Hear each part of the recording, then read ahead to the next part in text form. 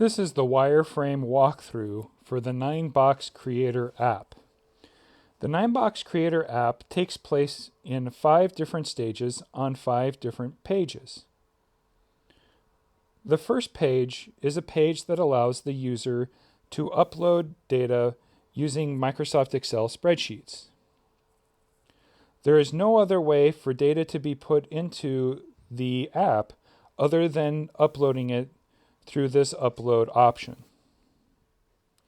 A user can submit a new set of people, in which case this is the format noted below that would come from Microsoft Excel, or they could load a previous session, and that session is completed once they go through all of the different stages of the application. We will come back to this later on. Once the person hits submit, it will then take them to page 2. Page 2 is the performance ranking part of this application. Users are then able to click and drag names from one column, in case this is low performance, to another column. And they can drag them over there.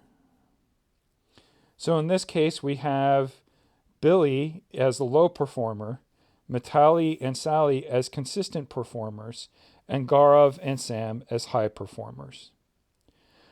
The user would then click the Submit button, which would then take them to the potential page. For the potential page, once again, everybody starts out at the lowest potential or at potential.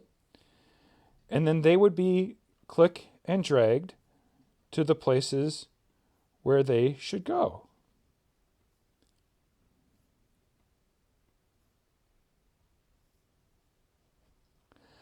Once you hit submit, that will then take you to the next page. So here we've got in the potential categories, we have Billy and Mitali at potential, Sally and Sam at medium potential, and Gaurav at high potential. When we combine the potential and the performance results of this application together, we can put that into a 2-dimensional infographic, and that 2-dimensional infographic is called the 9box. Here we can see Billy has low performance and is at potential. And if we go back to our potential, he is at potential. And if we go back to performance, he is low performance. The results of this page are based off of the work that was just done on pages 2 and pages 3. As you can see, all the employees get populated with where they need to go, and the size of each box should be scaled based off of the number of people in that box. In this example, this is not drawn to scale since there's only one person per box, but when we have 30 people, you can understand why that would become important to do. Additionally, on the left-hand side of the screen, we have filters that would allow us to turn on and off the demographic information of the people seen here. So for example, if we say, yes, we want to see people's names, then they would show up just as they do no. If we click no, then that would make the names disappear, and all that would be left would be the job grades, which is the 06, 09, 05, etc. And once again, that comes from the Excel spreadsheet. We can turn on and off other demographic information such as gender, job grade, corrected job grade, the region, and then this generic demographic number 1 column. I left this blank because we want to be able to have variable information that would go in there.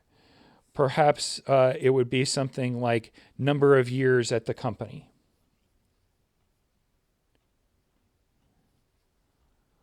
All of these menus, say job grades, would be exposed if the user clicked this little green arrow, and that would populate on down a list of all the job grades that could be potentially turned on and off. There won't be that many job grades, and so listing them all is functionally and visually fine. There's going to be less than probably less than 10. Once the user has done all of the work that they need to do, they can then export an Excel file. That Excel file is going to contain 2 additional columns of potential and performance based on how they were ranked in stages 1 and stages 2. This Excel file could then be used if the user wanted to start that previous session. They would use that Excel file and load the previous session using this button. There is no other way for a user to load a previous session. We do not want a database stored or anything else like that. It is simply session-based. Once again, if people close the window before they actually have a chance to click on the export Excel file, all those changes would be lost. The other option of exporting information would be this button to export a PNG. This should be a decent PNG, something better than what somebody could do using, say, the snipping tool in Windows.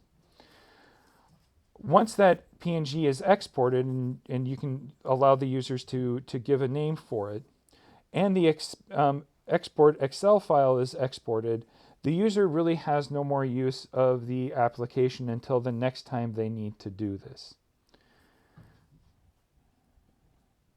The PNG export would be just of the infographic itself and not of the entire page. My apologies.